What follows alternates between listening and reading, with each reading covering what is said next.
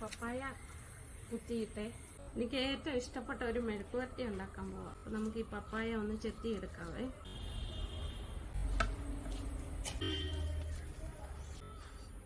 ഞാനിങ്ങനെയാണ് അരിയുന്നത്. ഇങ്ങനെ ചെറുതായിട്ട് കനം കുറച്ച് കീറിയിട്ട് ഇങ്ങനെ നമ്മുടെ പപ്പായയൊക്കെ നമ്മൾ ചെറിയ കഷ്ണങ്ങളാക്കി അരിഞ്ഞെടുത്ത് കുറച്ച് വെളിച്ചെണ്ണ ഒഴിച്ചു കൊടുക്കാം. ഇത് ഇട്ട് കൊടുക്കാം. കൊച്ചുള്ളിയില്ലേ ഇത് ഇട്ട് കൊടുക്കാം. വെളുത്തുള്ളിയും കൂടെ ഇട്ട് കൊടുക്കാവേ. നമ്മുടെ ഫ്രഷ് കറിവേപ്പില, മുളകും കൂടെ ചതച്ചത് ഇട്ട് കൊടുക്കാവേ.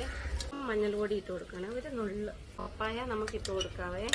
ഇത് ഇത്രയേ ഉണ്ടായിരുന്നുള്ളതുകൊണ്ട് ഞാൻ ഇതിൻ്റെ കൂടെ ഇടുവാ കേട്ടോ. ഈ ഉപ്പ് നീരൊഴിച്ച് കൊടുക്കണം അല്ലോ. ഒരു ഇത്തിരി വെള്ളം ഒന്ന് ഒഴിച്ച് കൊടുക്കാൻ മതി. എന്തൊക്കെയുണ്ടോ കുരുമുളക് പൊടിയില്ലേ അതും കൂടി ഇട്ട് കൊടുക്കാവേ. ഇത് നമുക്ക് അടച്ചു വയ്ക്കാവേ. മെഴുക്കുവരട്ടി ഒന്ന് നോക്കാവേ. അടിപൊളിയായിട്ട് വെന്തിട്ടുണ്ടേ. സൂപ്പറാണ്. നമ്മുടെ മെഴുക്കുവരട്ടി റെഡിയായി. അത് നമ്മളിങ്ങനെ വാങ്ങി വെച്ചതുണ്ടോ. അടിപൊളിയല്ലേ.